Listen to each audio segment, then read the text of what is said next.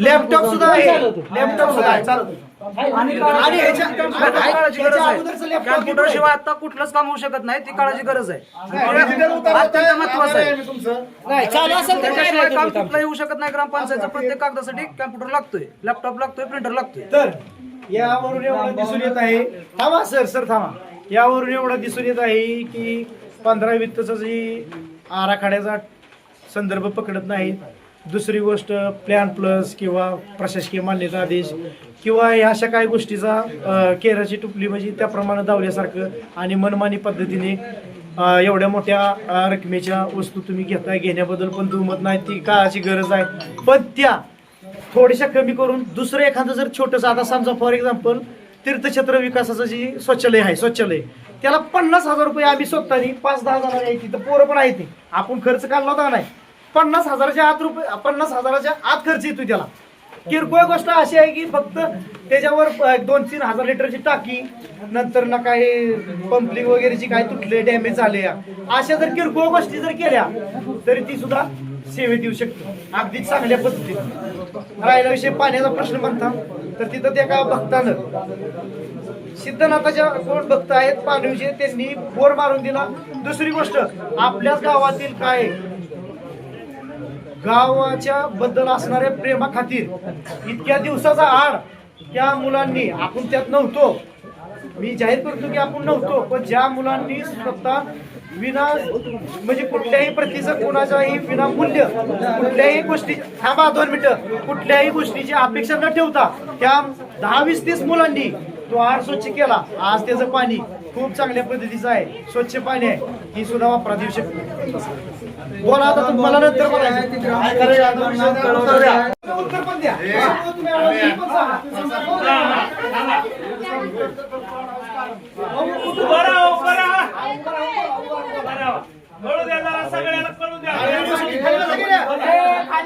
Video shooting थोडं थांबा, रस्ता जाऊ द्या, रस्ता मोठा आला त्यांनी आपल्याला काय जास्त प्रमाणात बोलले की काय तुला तो साक्षीदार आहे, तो साक्षीदार थांबा म्हणून सांगितलं होतं. त्यांनी अनेक भाषा वापरली आपल्याला, तरी पण आपण त्यांना उत्तर दिलेलं नाही. काय सुद्धा तेवढा रस्ता जाऊ द्या, रस्ता झाल्यानंतर जवळ रस्ता जात नाही तुला म्हणलं नाही, कारण मी रस्ता आलेला चिमणा पूर्ण पंढरपूरला मला रोड आहे, त्या रोडवर भरपूर झाल्यानंतर काढता येत नाही.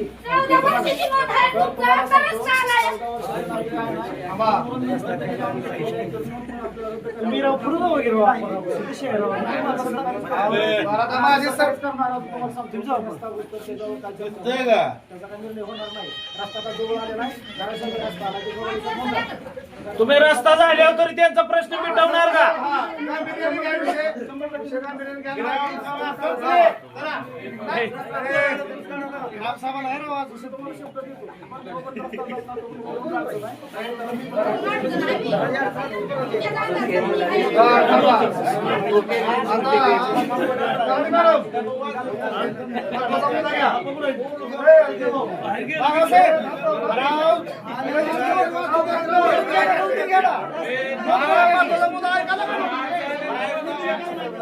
मला काय बोलायचंय,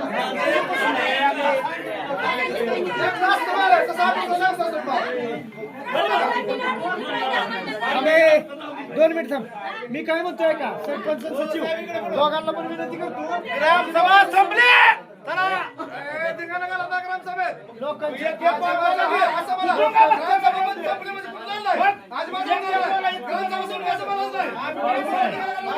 तसा अधिकार नाही, तसा अधिकार ग्रामसभा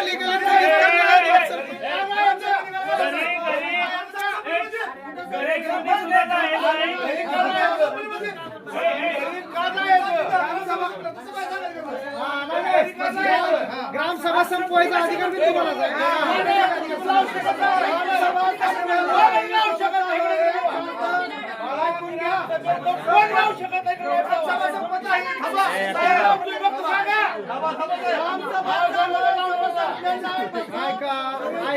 ऐका मी काय सांगतोय का, प्रश्न एक जण मांडायला तर उठा. सांगते काय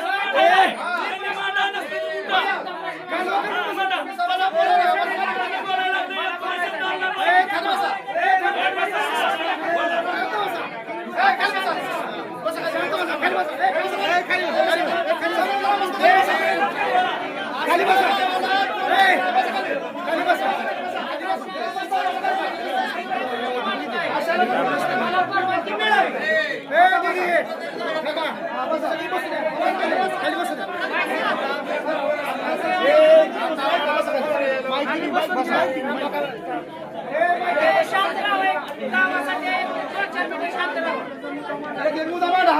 दोन चार मिनिटं शांत राहा. सगळ्या गावात बोला आहे माझ्यासाठी एकट्यासाठी नाही. थांबाय का जसं आपल्याला जगण्यासाठी त्याची ती वायरमॅन मी लाईट आणून देतो म्हणून कोटेशन घरने नेले ते आम्ही साहेबाकडे गेलो. आम्हाला साहेबांनी त्यावेळेस सांगितलं तुमचा प्रूफ दाखवा म्हणून. तेव्हा ती कोटेशन आणलेली 10 महिने झालं वायरमॅन नाही लाईट बोर्डाची साहेब नाही ती आणि ते काय म्हणलं आम्हाला शेतकरी नाडीला आमचं काय चालत नाही. ग्रामसभेत सांगतो गावात मेन ठिकाणवरून माझ्याकडे लाईट येते की मी जर पोकलेलं पाणी तर गावाला किंवा साहेबाची चालतंय का विचारा.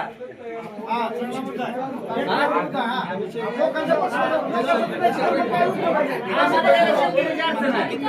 आणि आमच्याकडे काय मोकळं आहे.